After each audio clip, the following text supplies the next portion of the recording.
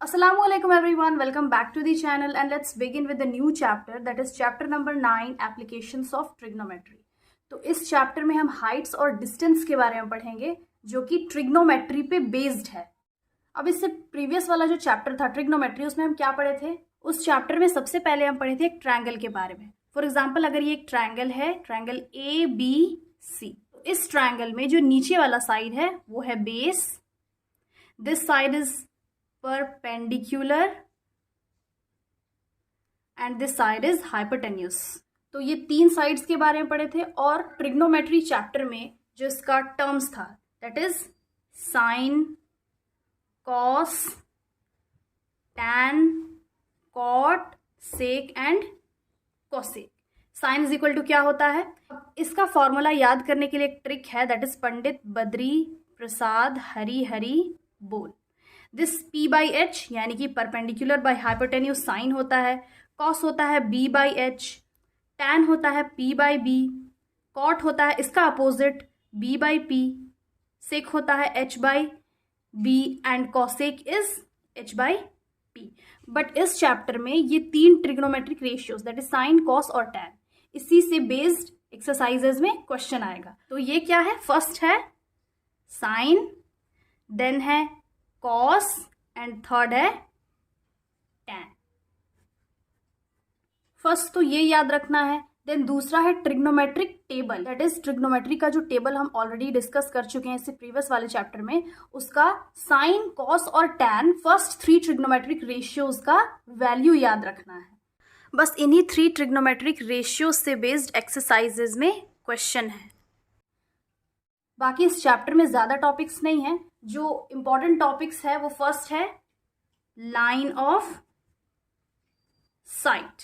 अब line of site क्या होता है? फॉर एग्जाम्पल, अगर कोई ऑब्जर्वर है, फॉर एग्जाम्पल यहाँ ऑब्जर्वर है और यहाँ पे कोई ऑब्जेक्ट है, फॉर एग्जाम्पल ये एक टावर ले लेते हैं, टावर है, तो ये जो ऑब्जर्वर है इस टावर के टॉप में देख रहा है। फॉर एग्जाम्पल, अगर हम ही ऑब्जर्वर है और इस टावर के टॉप में देख रहे हैं तो ये जो डिस्टेंस होगा यानी कि ऑब्जर्वर की आईज से लेके इसके टॉप तक ये जो लाइन होता है that is called line of site. दूसरा टॉपिक है हॉरिजॉन्टल लाइन। हॉरिजॉन्टल लाइन क्या होता है? जो ऑब्जर्वर और ऑब्जेक्ट के बीच का डिस्टेंस, ये है हॉरिजॉन्टल लाइन। एंड थर्ड है angle of elevation. Angle of elevation नाम से ही पता चल रहा है, वो एंगल जो लाइन ऑफ साइट यानी कि जो ऑब्जर्वर ऑब्जर्व कर रहा है इस टावर के टॉप को, तो ये जो लाइन ऑफ साइट और हॉरिजॉन्टल लाइन के बीच का जो एंगल है ये एंगल होता है एंगल ऑफ एलिवेशन। एंड दूसरा है एंगल ऑफ डिप्रेशन। अब एंगल ऑफ डिप्रेशन में क्या होता है? अगर कोई ऑब्जेक्ट नीचे हो, यानी कि नीचे भी कोई ऑब्जेक्ट हो सकता है, फॉर एग्जांपल अगर कोई बॉल है और ये ऑब्जर्वर ऑब्जर्व कर रहा है इस बॉल को, यहाँ ऑब्जर्वर नीचे बॉल को देख रहा है, तो ये जो लाइन होगा ये होगा line of site. And this angle, ये तो हॉरिजॉन्टल ही लाइन रहेगा, एंड देन फिर ये जो एंगल बनेगा इसको बोलेंगे एंगल ऑफ डिप्रेशन। सिंपली ये टर्म से ही पता चल रहा है। एंगल ऑफ एलिवेशन मीन्स वो एंगल जो ऊपर जाता हो, एंड एंगल ऑफ डिप्रेशन वो एंगल जो ऊपर से नीचे आता हो। यहाँ पे ये एंगल अपवर्ड साइड बना रहा है, therefore this is called angle of elevation, और ये एंगल नीचे बना रहा है, नीचे जा रहा है, therefore this is called angle of depression. हम दूसरे एग्जाम्पल से भी समझ सकते हैं।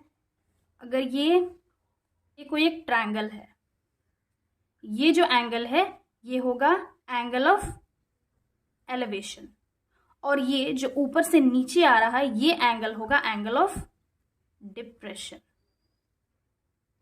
ये एक सिंपल एग्जांपल है, तो इसको हम डिनोट भी कर सकते हैं ABC। हेयर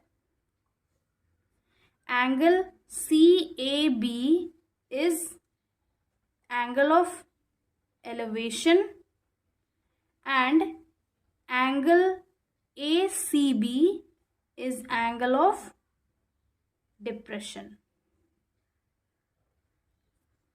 तो ये कुछ इंपॉर्टेंट टॉपिक्स हैं और इससे ज़्यादा इस चैप्टर में नहीं है, और इसी टॉपिक से बेस्ड एक्सरसाइजेस भी क्वेश्चन है। इस चैप्टर में बस एक ही एक्सरसाइज है, और जब एक्सरसाइजेस में क्वेश्चन सॉल्व करेंगे तो ये जो टॉपिक है डायग्राम के थ्रू और अच्छे से समझ में आ जाएगा।